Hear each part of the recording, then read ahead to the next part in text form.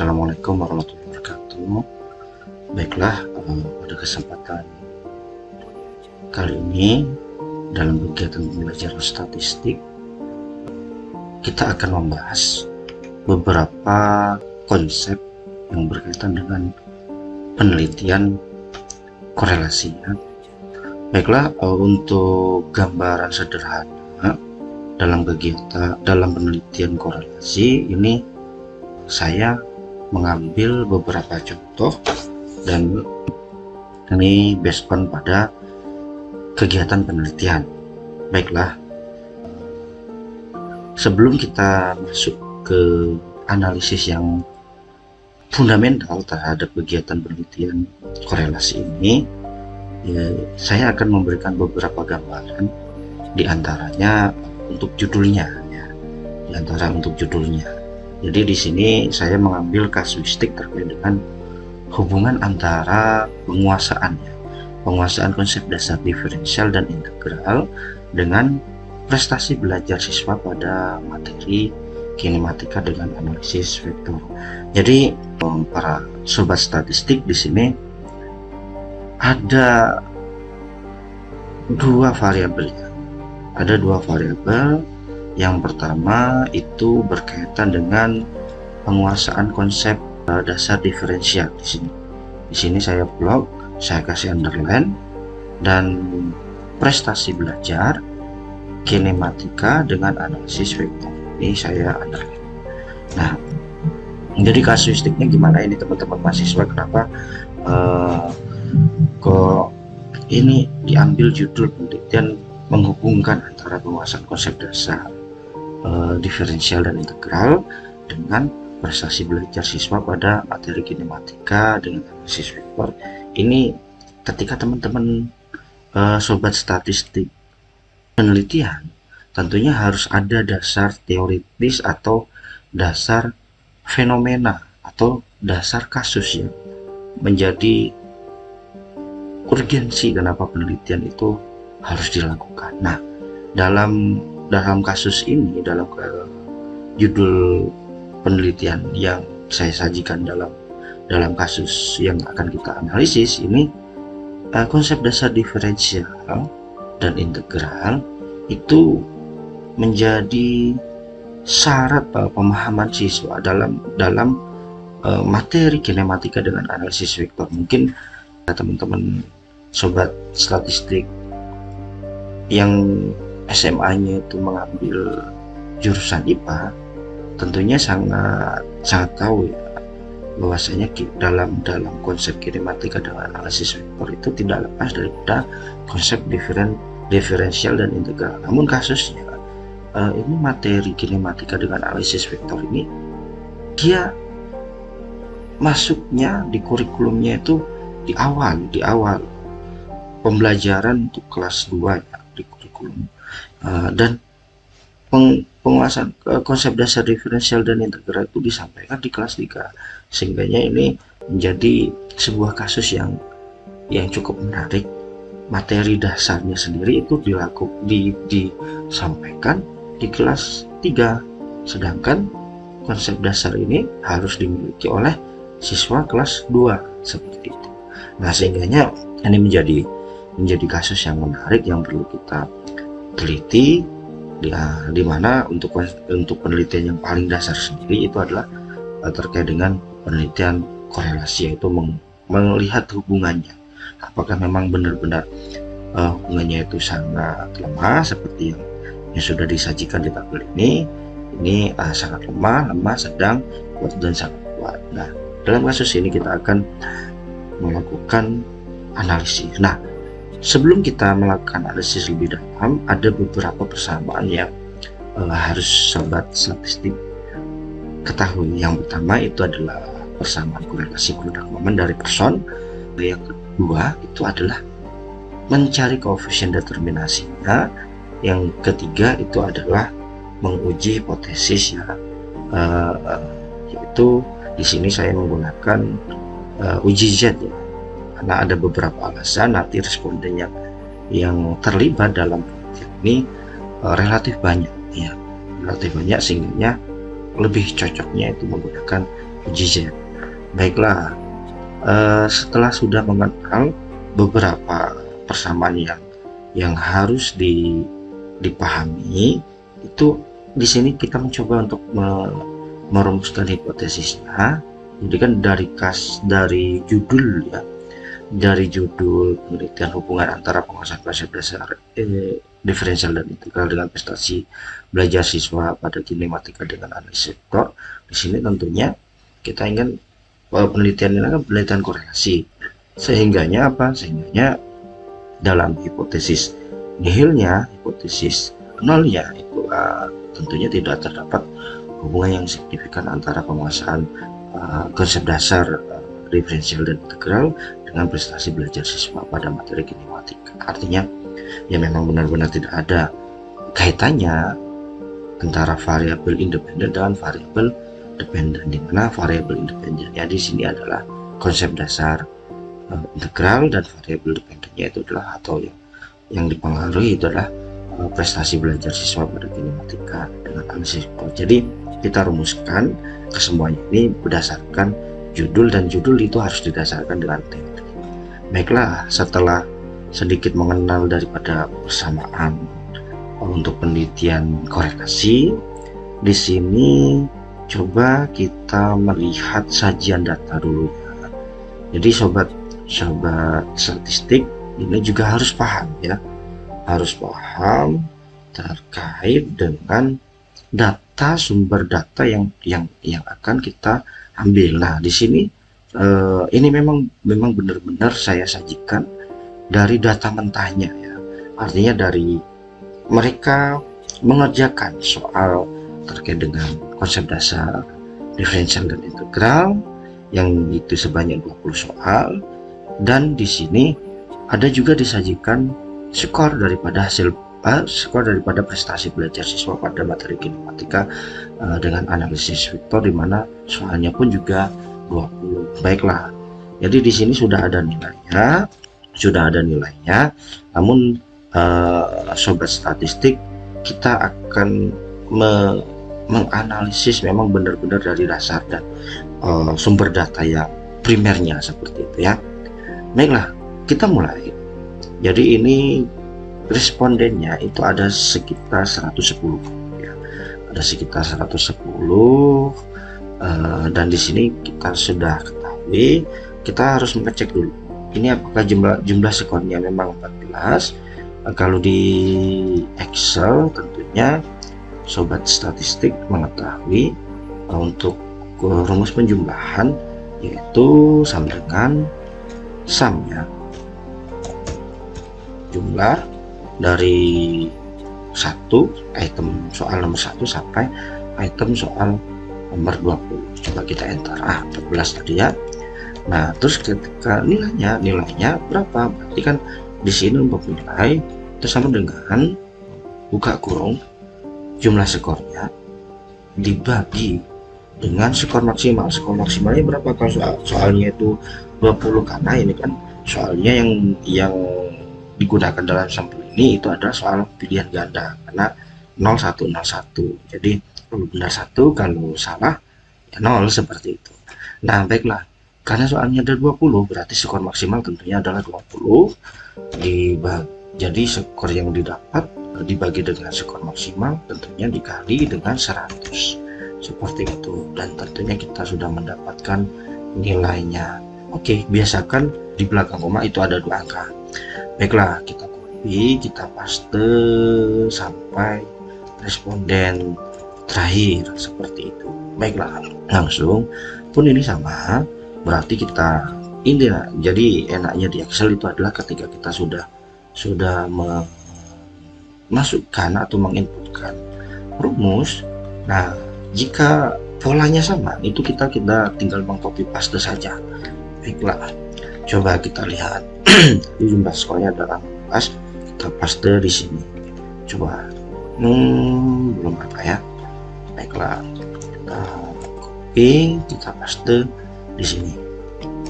Oke, nah kita dapatkan nilainya seperti itu. Baiklah, copy, paste sampai 110, yaitu sampai responden terakhir. Baiklah, sudah kita dapatkan.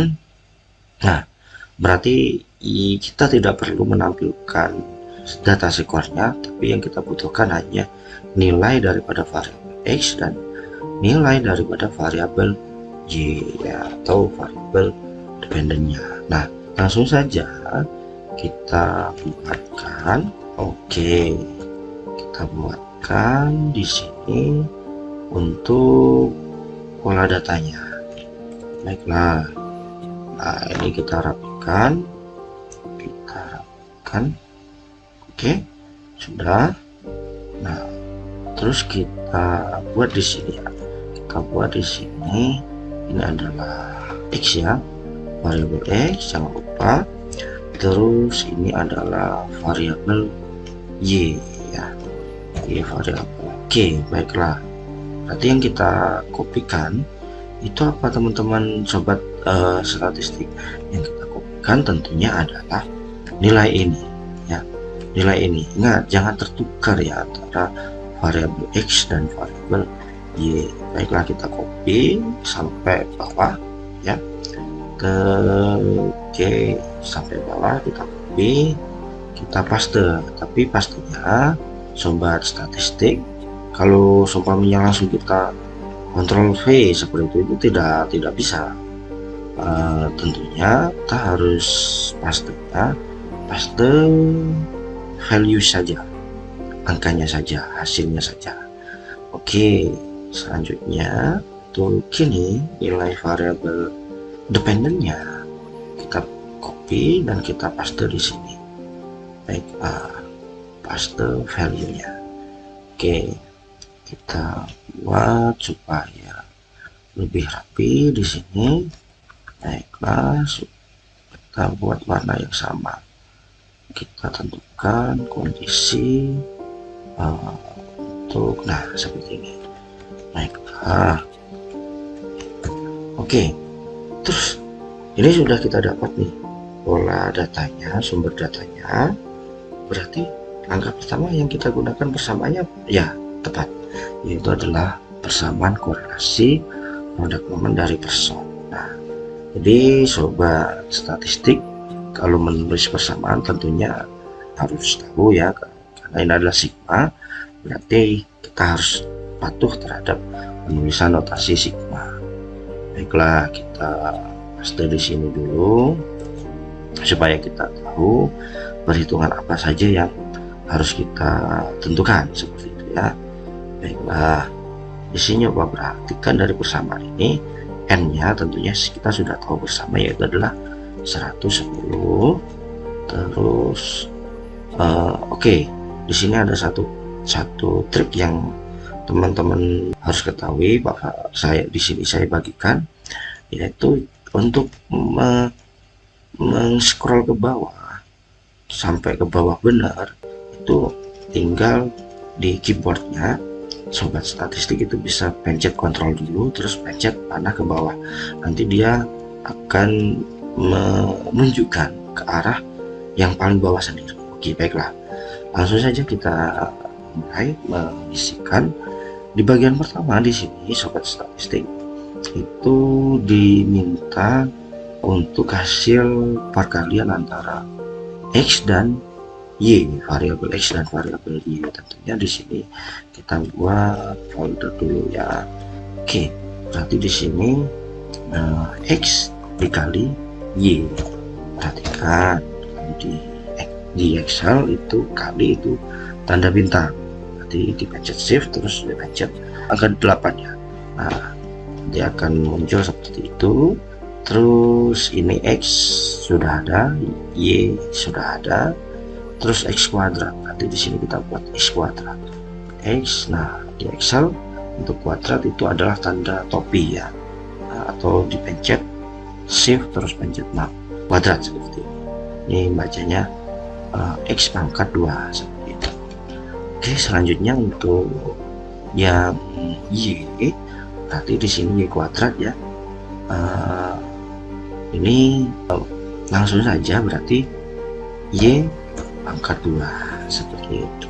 Jadi kita harus merinci nilai-nilai yang dibutuhkan persamaan. Baiklah, langsung saja coba kita buat di sini. Berarti oke, kita rapikan ya, kita rapikan, kita buat seperti ini. Baiklah, berarti di sini langsung saja sama dengan X ini dikali dengan Y di sini. Oke, terus kita enter. Terus sini ada X kuadrat, berarti sama dengan ini. Langsung tadi kan ada tanda topi ya, pencet shift, pencet angka. Nah, kuadrat berarti kita tulis seperti ini. Oke, terus kita enter.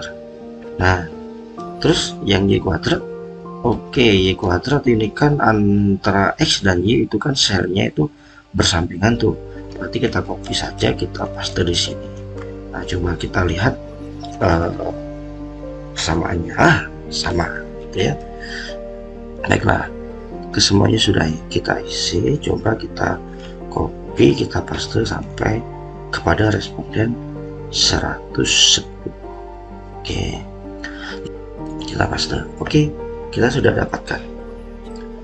Oke, nah berarti langkah pertama itu kita mencari korelasi produk momennya dulu ya sobat statistik. Nah, berarti gimana caranya? Caranya kan di sini kan kita notasinya sigma semua. Oke, berarti kita buat di paling bawah sendiri. Paling bawah sendiri kita buat keterangan jumlah di sini. Karena ada notasi sigma di dalam persamaannya. Oke, berarti kita buat langsung saja, kita buat. Nah, ini kita pindah sajalah ke bawah ya, kita pindah ke bawah. Nah, oke, nah ya, sudah dapat ini ya, supaya oke, kita hitung dulu. Berarti di sini jumlah dari mana? Dari responden 1 sampai responden 110, sehingga sama dengan ya, set pencet shift, pencet control ke atas. Nah, ini langsung ke nilai 1. Enter.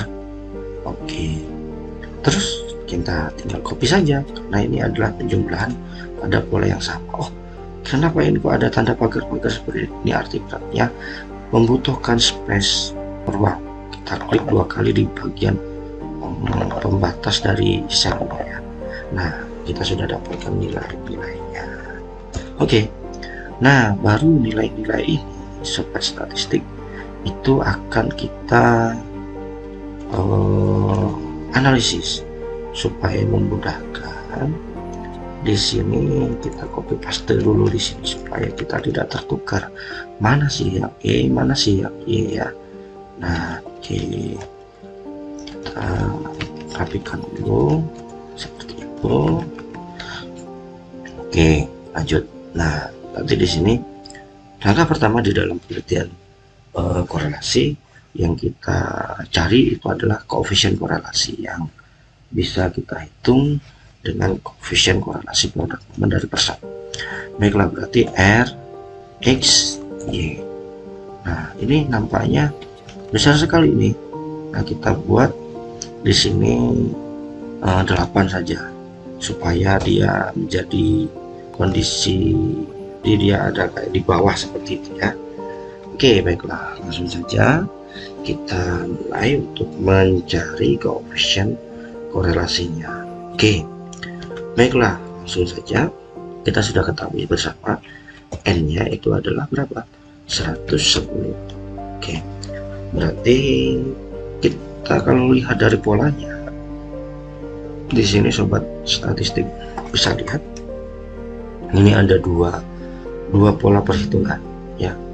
Perhitungan yang pertama di bagian yang atasnya dan keduanya itu adalah di bagian bawahnya. Baiklah, berarti kita untuk lebih mudahnya kita fokuskan ke buat kurungnya ya, karena di Excel itu sangat patuh sekali terhadap konsep matematik, yaitu dimana kali bagi tambah kurang seperti itu ya. Jadi ada perkalian dan pembagian itu didahulukan daripada penjumlahan dan pengurangan. Oke, baiklah, berarti langsung saja sama dengan kita mulai. Kita buat kurung seperti ini, kita buka kurung lagi. Jadi artinya supaya memisahkan daripada persamaan itu sendiri. Baiklah, kita buat n-nya. N-nya berapa? N-nya adalah 110. Oke, dikali berapa? Dikali dengan apa? Jumlah perkalian antara X dan Y. Mana itu? Ini. Oke. Nah, terus tutup kurung, dikurang apa? Dikurang, kita buka kurung, dikurang X kuadrat, X ya, X jumlah daripada X dikali dengan jumlah daripada Y. Bisa dipahami dari sini. Nah, kita pelan-pelan saja. Oke, terus kita tutup kurung. Nah, baru ini adalah persamaan atas ini, perhitungan persamaan yang di atas ini. Oke, selanjutnya kita bagi, kita buat kurung lagi. Ingat, di dalam Excel itu akarnya adalah SQRT ya, rumusnya itu adalah SQRT itu adalah akar. Nah, numbernya berapa? Berarti kita masukkan nilainya. Karena di sini ada dua perhitungan, untuk menjaga perhitungan ini berarti kita kasih kurung lagi. Perhitungan pertama itu adalah apa? N kecilnya, berarti 110 dikali dengan jumlah daripada X kuadrat itu adalah berarti ini. Oke, terus dikurang dengan apa? Jumlah daripada X yang dikuadratkan. Jadi sobat statistik harus paham mana sigma X kuadrat dan mana sigma X yang dikuadratkan. Artinya kalau ini bacanya adalah sigma X kuadrat, seperti itu. Kalau ini sigma X yang dikuadratkan. Ini tandanya apa? Kali ya. Nah, berarti kita masuk ke perhitungan yang ini, persamaan yang ini. 110 dikali dengan apa? Sigma Y kuadrat. Terus apa lagi? Dikurang dengan sigma Y yang dikuadratkan, kurang dengan sigma Y yang dikuadratkan, seperti itu. Tutup kurung. Ini masih ada tutup kurung lagi ya, tutup kurung sampai tutup kurungnya warna hitam. Nah, terus kita enter. Nah, kita dapatkan ini, sobat statistik, kita dapatkan koefisien korelasinya itu adalah 0,7518. Nah, setelah kita dapatkan koefisien statistiknya, koefisien korelasinya, nah kita kumpulkanlah di sini ya nilainya. Berarti ini langsung saja kita buat nilainya di sini. Kita buat nilainya, copy paste di sini supaya lebih mudah kita skemakan. Oke, paste di sini. Berarti di sini kita buat hasil analisis. Nah, seperti itu ya. Oke, hasil analisis titik 2 di sini ya. Baiklah, langsung berarti ini kita sorotkan saja lah ya. Ini sama dengan sel yang ada di sini, sama dengan nilainya dengan sel yang ada di bawah sini. Oke, enter, seperti itu. Nah, sama kan? Nah, baiklah, setelah itu kita lihat interpretasinya. Coba kita cek di sini interpretasinya seperti apa. Nah, ternyata sobat statistik, interpretasinya itu nilai koefisien korelasinya itu berada di range yang ini. Oke, berada di range yang kuat ya. Berarti kita bisa interpretasi awal ya. Interpretasi awal berdasarkan hasil koefisien korelasi itu berarti hubungan, kita buat ya, antara variabel X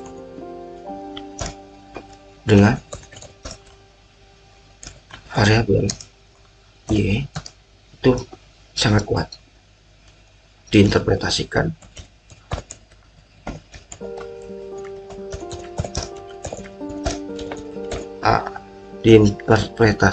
kuat ya, karena kalau dilihat dari kurvanya, dari tabelnya itu seperti itu ya. Baiklah, oke nih, oke, interpretasi kuat, oke, tempat ini board ya, oke, kita geser supaya dekati. Oke, baiklah, ini kita dekat saja lah ya sobat statistik supaya tidak riwah, karena masih ada beberapa hasil analisis yang harus kita lihat juga seperti itu ya. Oke, baiklah, di sini langsung saja hasil yang pertama, analisis pertama analisis pertama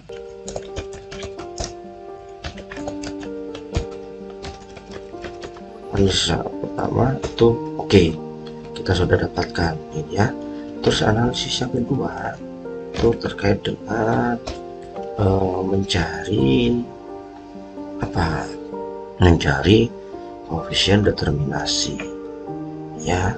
Nah, di sini berarti KD-nya coba kita bisa lihat sobat statistik. Kita tarik rumusnya di sini, kita paste di sini. Oke, kalau dilihat dari persamaannya ya, koefisien determinasi ini kan rumusnya sama dengan sama dengan R kuadrat, berarti R-nya adalah ini dikuadratkan seperti itu ya sobat statistik. Kita enter saja. Oke, nah itu hasilnya adalah 0,5653. Nah, sekali lagi ini dalam bentuk persentase, nah, sehingga di Excel kita pilih seperti ini saja. Nah, ingat di belakang koma ada 2 angka seperti itu ya. Nah, langsung berarti ternyata hasilnya apa ini? Hasilnya adalah 6,53%. Nah, interpretasi koefisien determinasi gimana?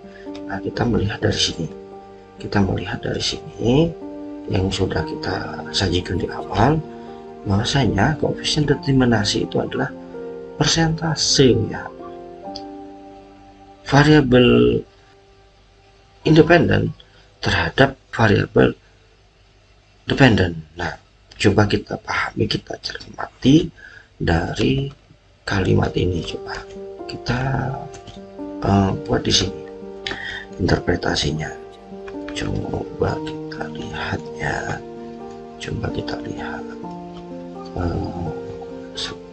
Oke, kita masukkan. Oke, jadi ini seperti ini. Oke, kayaknya ini terlalu banyak ya. Nah, kita buat 3 saja tadi kan. Oke, nah ini kita setting. Nah, perhatikan di sini koefisien determinasi buka kurung KD, berarti kita isikan di sini. Kita isikan KD-nya itu kan kapan? 56,53%. 53%. Prestasi belajar siswa pada materi kinematika dengan analisis vektor ditentukan 56,3%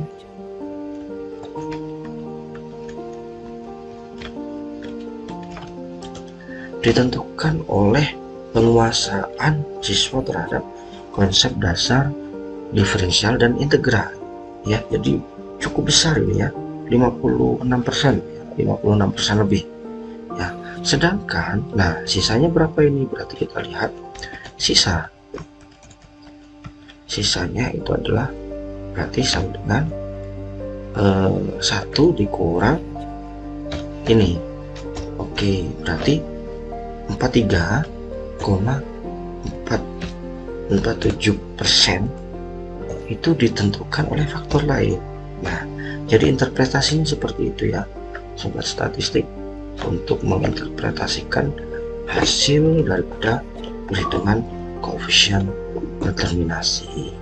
Oke. Nah, nanti sobat statistik jika merasa kayaknya penjelasannya ini masih terlalu cepat, nah sobat statistik bisa mempause di bagian mana yang kurang paham, nah nanti diulangi lagi dan seterusnya, sehingga sampai sobat statistik bisa memahami terkait dengan apa yang menjadi substansi yang dibahas dalam analisis untuk penelitian yang sangat sederhana, yaitu mencari hubungan antara penguasaan konsep dasar diferensial dan integral dengan prestasi belajar siswa pada materi kinematika dengan analisis vektor itu ya. Nah, terus kita analisis yang ketiga. Oke, jadi yang pertama sudah, yang kedua sudah, yang ketiga sekarang, yaitu untuk menguji hipotesis. Hipotesisnya ada 2 ini. Oke, kita menggunakan rumus uji Z ya. Uji Z karena sampelnya itu lebih banyak ya, cukup banyak ya sampelnya. Oke, uji analisis yang ketiga itu adalah untuk mencari nilai Z hitung.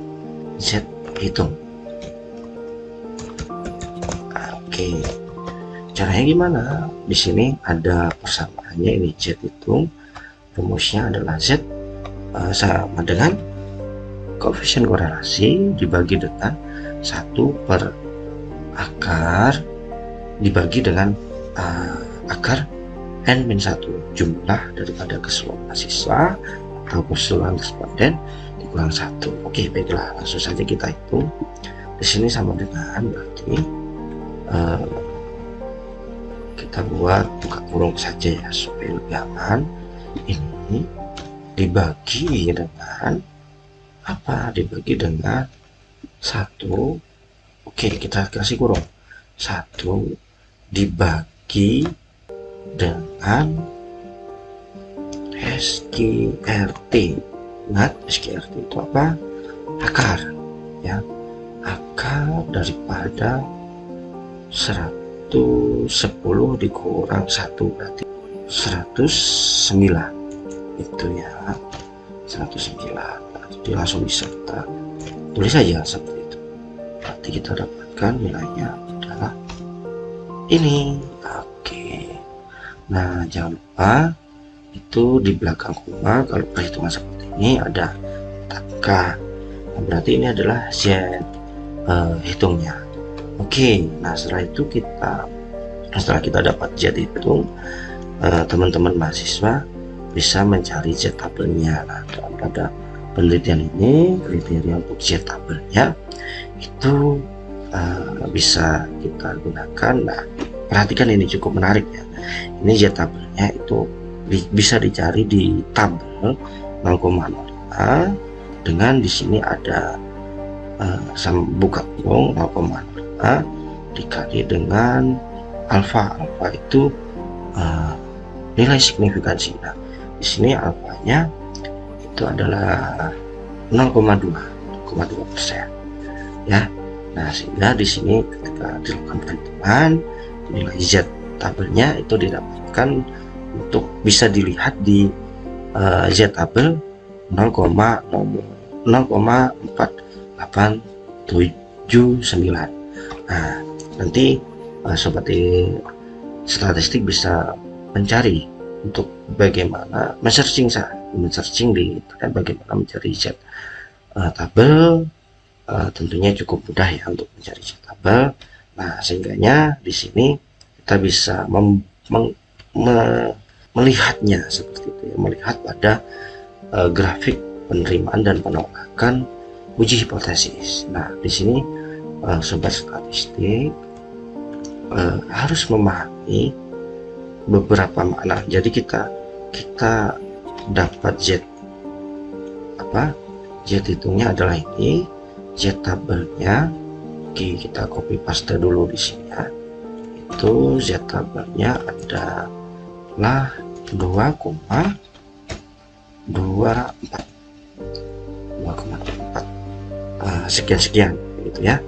Nah, baiklah, di sini sobat statistik sudah saya buatkan untuk grafik penerimaan dan penolakan H0 dan ya.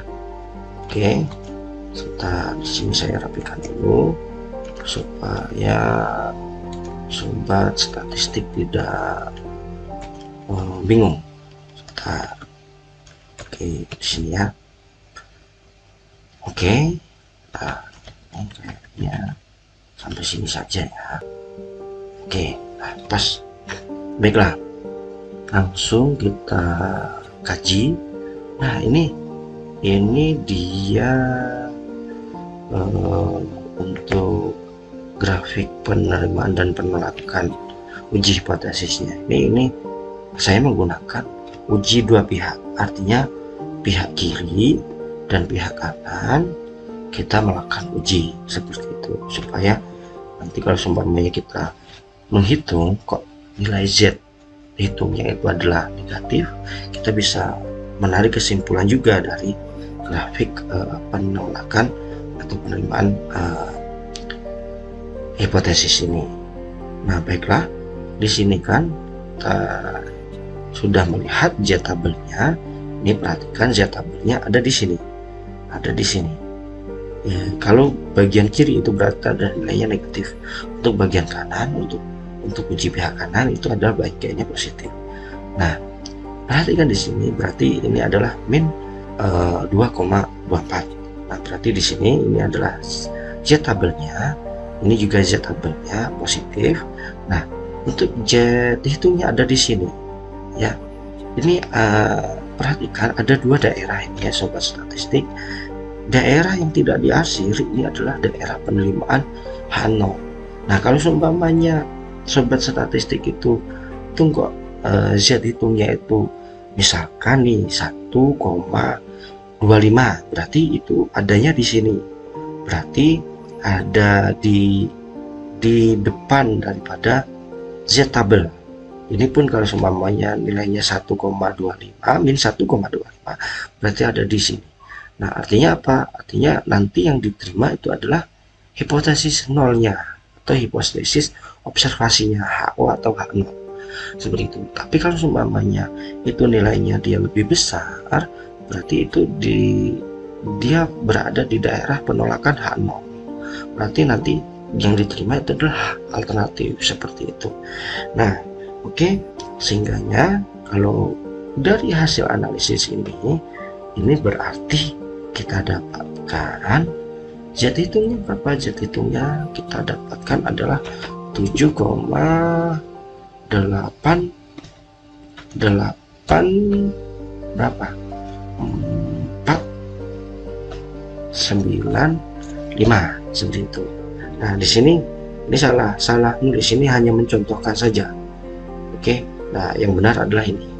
Nah, berarti nilai 7,849 ini itu berada di belakang atau di daerah penolakan H0. Berarti yang diterima itu adalah berapa? Yang diterima adalah interpretasinya itu adalah terima tolak H0.